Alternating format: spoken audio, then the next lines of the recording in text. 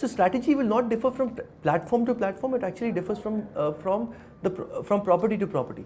So while we market the mother channel, which is colors, which is obviously there, what we are trying to, the messaging largely is driven around different brands. So therefore, there are the fiction brands, the Madhubalas, the Balikavadus, the Uttarans, the Ranganasiyas of this world.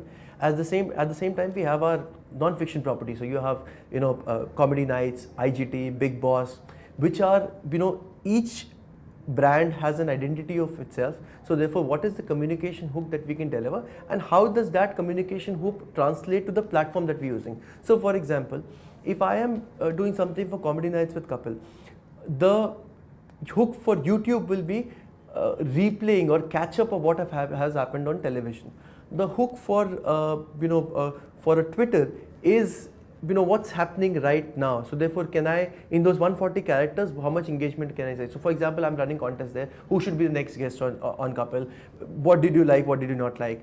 The hook for Facebook is, obviously people have seen the video. How can I interact with them more? So therefore, we will have some jokes there. We'll have some posters. We'll have some moments from the show which have been reenacted or transformed in a different way. So that's what we try to do with the property as such.